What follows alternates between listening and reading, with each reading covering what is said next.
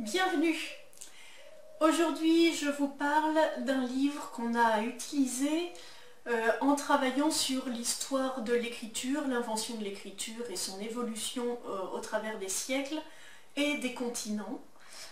Et puis, on en a reparlé aussi quand on a travaillé autour de l'imprimerie. Donc, c'est un livre que je trouve merveilleux parce qu'il est à la fois documentaire, à la fois poétique et à la fois rien de tout ça. Ça s'appelle « Je m'appelle Livre et je vais vous raconter mon histoire ». C'est vraiment un livre qui parle. Donc le narrateur, c'est le livre. Et il raconte toute l'histoire de l'écriture depuis les premières traces qu'on en a trouvées.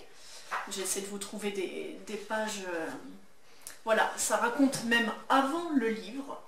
Avant le livre, il y avait la voix. Et donc, parce que c'est bien beau d'inventer l'écriture, mais si ça sert à rien, donc voilà, ça raconte les transmissions, les recherches, qui a inventé l'écriture cunéiforme, avec de l'argile. À chaque double page, il y a toujours, je crois, une illustration, et très régulièrement des citations. Des citations, voilà, encadrées. Et ça fait que c'est aussi très, très agréable à lire.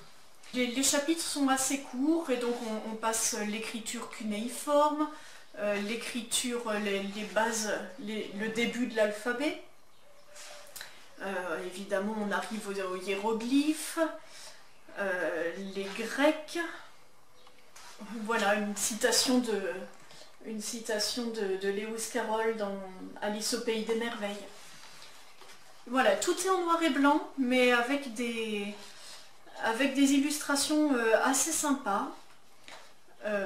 Voilà, et puis de l'humour. De l'humour, puisque le livre raconte qu'il a eu sa période rock'n'roll.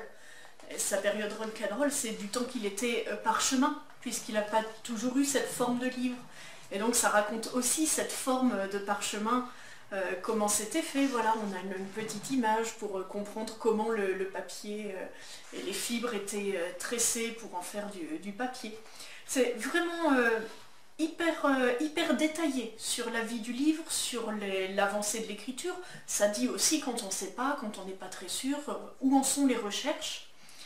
Il y a vraiment une avancée chronologique qui est très très bien aussi. Et puis raconter vraiment avec...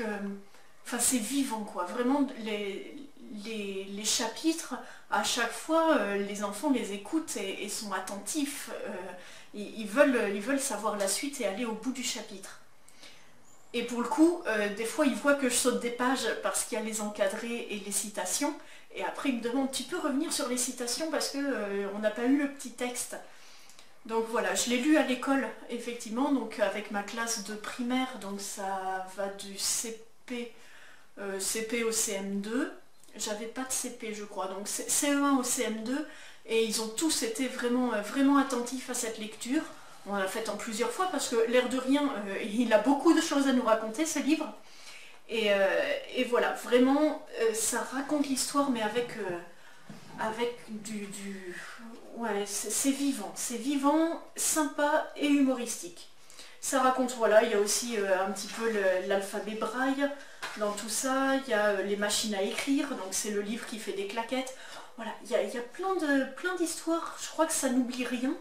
C'est complet et très sympa à lire. Donc voilà, je m'appelle Livre et je vais vous raconter mon histoire. Alors, par contre, je n'ai pas ni l'auteur ni l'éditeur, c'est peut-être voilà, John Haggard, illustré par Neil Packer et aux éditions Nathan. Ils l'ont vraiment caché sur la couverture. Voilà, et puis je vous mets bien sûr le lien dans la librairie, comme ça vous pourrez aller le commander directement.